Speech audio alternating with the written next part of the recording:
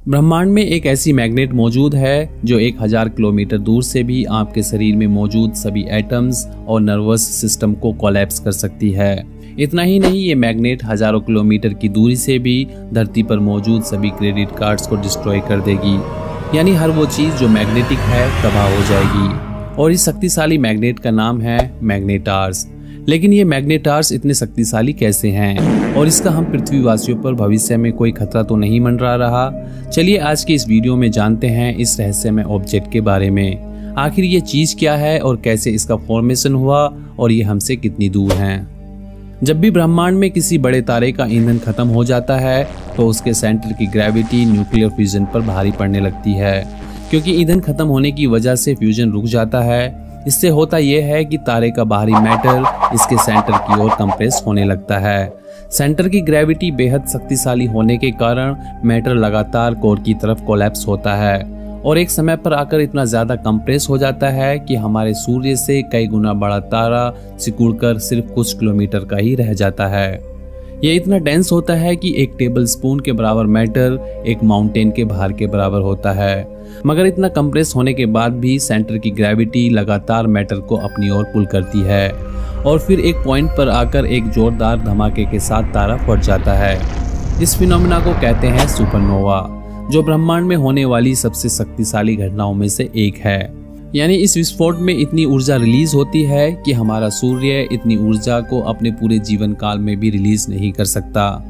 इस शक्तिशाली विस्फोट के बाद तारे का बाहरी मैटर ब्रह्मांड में फैल जाता है, लेकिन इसका कोर इंटैक्ट रहता है और फिर यही कोर कहलाता है न्यूट्रॉन स्टार, एक बेहद डेंस और शक्तिशाली तारा।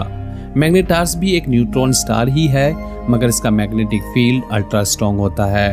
अगर इसको मापा जाए तो ये 10⁻15 गॉस होता है। ये कितना पावरफुल है इसका अंदाजा लगाने के लिए चलिए इसको पृथ्वी के मैग्नेटिक फील्ड से कंपेयर करते हैं। अगर पृथ्वी के मैग्नेटिक फील्ड की बात की जाए तो पृथ्वी का magnetic field on an average 0.5 Gauss होता है। यानी एक मैग्नेटार का मैग्नेटिक फील्ड पृथ्वी से 1000 खरब गुना से भी ज्यादा, जो हम इंसानों की कल्पना से भी परे है। अब सवाल उठता है कि इतना शक्तिशाली मैग्नेटिक फील्ड बना कैसे। चलिए इसको बहुत ही आसान भाषा में समझते हैं। जैसा कि हमने वीडियो में कुछ देर पहले जाना, जब कोई बहुत बड़ा तारा अपने जीवन के अंत में फटता है, जिसे हम सुपरनोवा कहते हैं, तो उसका बाहरी हिस्सा उड़ जाता है और अंदर का कोर बहुत तेजी से सिकुड़ जाता है। अगर ये कोर करीब 1.4 सूर्य जितना भारी हो तो ये एक न्यूट्रॉन स्टार बनता है। लेकिन अगर कुछ खास कंडीशंस हों, जैसे कि तारे में पहले से ही जबरदस्त मैग्नेटिक फील्ड हो और वो सुपर फास्ट स्पिन कर रहा हो, तो वही न्यूट्रॉन स्टार एक मैग्नेटार्स बन जाता है। अब मैग्नेटार्स का सबसे खतरनाक हथियार होता है उसका मैग्नेटिक फील्ड, जो कि ब्रह्मांड में सबसे ताकतवर होता है। लेकिन सवाल है, इतना जबरदस्त चुंबकीय क्षेत्र आता कहां से है? तो इसका जवाब है डायनामो इफेक्ट। अब ध्यान से सुनो, किसी भी ऑब्जेक्ट के अंदर अगर चार्ज्ड पार्टिकल्स जैसे इलेक्ट्रॉन्स, प्रोटॉन्स बहुत तेजी से घूमते हैं और साथ ही वो ऑब्जेक्ट इलेक्ट्रिकली कंडक्टिव हो, मतलब वो करंट को बहने दे, तो ये मूवमेंट मिलकर एक मैग्नेटिक फील्ड पैदा करती है। इसे ही कहते हैं डायनामो इफेक्ट। हमारी धरती का मैग्नेटिक फील्ड भी इसी तरीके से बनता है। धरती के अंदर का पिघला हुआ लोहा धीरे धीरे घूम रहा है, जिससे एक चुंबकीय क्षेत्र बनता है।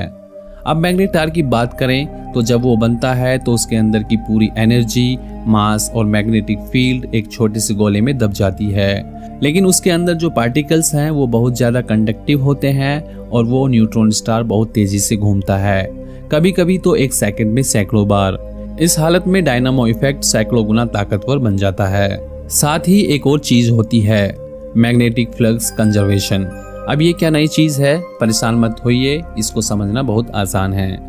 जब तारा सिकुड़ता है तो उसका मैग्नेटिक फील्ड लाइंस भी सिकुड़ते हैं। सोचो कि अगर कोई चुंबक बहुत बड़ी हो और आप उसे जोर से दबाकर छोटा कर दें तो उसके मैग्नेटिक लाइंस एक छोटे एरिया में फंस जाएंगी और इससे फील्ड की ताकत हजारों लाखों गुना बढ़ जाती है।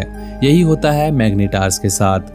तो कुल मिलाकर मैग्नेटार्स का मैग्नेटिक फील्ड इतना ताकतवर इसलिए होता है क्योंकि वो तारा बहुत तेजी से घूम रहा होता है, जिससे डायनामो इफेक्ट सुपरचार्ज्ड हो जाता है। उसके अंदर के पार्टिकल्स इलेक्ट्रिसिटी को बहुत अच्छे से फ्लो करते हैं, जिससे मैग्नेटिक फील्ड और मजबूत बनती है। मैग्नेटिक फ्लक्स कंजर्वेशन की वजह से मैग्नेटिक फील्ड लाइंस सिकुड़कर बहुत छोटे एरिया में आ जाती हैं, जिससे ताकत कई गुना बढ़ जाती है। और सबसे खास बात, ये मैग्नेटिक फील्ड लंबे समय तक बना रहता है क्योंकि मैग्नेटार्स के अंदर का मैटर बहुत स्टेबल होता है। चलिए अब बात करते हैं इन मैग्नेटार्स का पता हमें कब और कैसे चला। दरअसल मैग्नेटार्स एक ऐसा कॉस्मिक ऑब्जेक्ट है जो न आंखों से दिखता है, न टेलीस्कोप से साफ साफ नजर आता है, लेकिन फिर भी वैज्ञानिकों को इसके होने का पता कैसे चला। असल में इसकी कहानी शुरू होती है 1979 में एक अजीब सी घटना से। 5 मार्च 1979 को दुनिया भर के सैटेलाइट्स को एक साथ एक बेहद जोरदार गामा रे बर्स्ट मिला। इतना जोरदार कि कई सैटेलाइट्स टेम्पररी स्लो या ब्लाइंड हो गए। ये बर्स्ट इतना ताकतवर था कि हमारी पूरी आकाशगंगा में इससे पहले कभी नहीं देखा गया था। शुरुआत में किसी को समझ नहीं आया कि ये क्या था। किसी ने कहा ब्लैक होल है, कोई बोला न्यूट्रॉन स्टार है, किसी ने कहा कोई एक्स्ट्रा गैलेक्टिक चीज है। लेकिन असली क्लू मिला कुछ सालों बाद। वैज्ञानिकों ने फिर से जब उस जगह को ट्रैक किया तो उन्हें मिला एक छोटा सा बार बार चमकता हुआ सोर्स जो गामा रेज में रिपीटिंग पल्स भेज रहा था। यह ऑब्जेक्ट एक सॉफ्ट गामा रिपीटर यानी SGR था, यानी ऐसा ऑब्जेक्ट जो बार बार गामा रे बर्स्ट करता है। 1990 के दशक में दो एस्ट्रोफिजिसिस्ट रॉबर्ट डनकन और क्रिस्टोफर थॉमस ने एक नया आइडिया दिया। उन्होंने कहा, क्या हो अगर ये न्यूट्रॉन स्टार न होकर एक ऐसा ऑब्जेक्ट हो जिसके अंदर मैग्नेटिक फील्ड सूरज से हजारों करोड़ों गुना ज्यादा हो। उन्होंने इसी आइडिया को नाम दिया मैग्नेटार। अब जब हम ये समझ गए हैं कि मैग्नेटार्स क्या होते हैं, कैसे बनते हैं और उनका मैग्नेटिक फील्ड इतना ताकतवर क्यों होता है, तो अब मन में एक और सवाल आता है, क्या ये चीजें बस थ्योरी में हैं या हमें सच में ऐसे मैग्नेटार्स दिखे भी हैं? और जवाब है हाँ, दिखे हैं, और एक नहीं कई। वैज्ञानिकों ने अब तक हमारी मिल्की वे गैलेक्सी और उसके आसपास के ब्रह्मांड में करीब 35 के आसपास मैग्नेटार्स खोज निकाले हैं। इनमें से कुछ पूरी तरह से कंफर्म हो चुके हैं, जबकि कुछ अभी कैंडिडेट यानी संभावित मैग्नेटार्स माने जाते हैं, जिनके बिहेवियर में बहुत कुछ मैग्नेटार्स जैसा है, लेकिन पूरी सर्टेनिटी अभी नहीं है।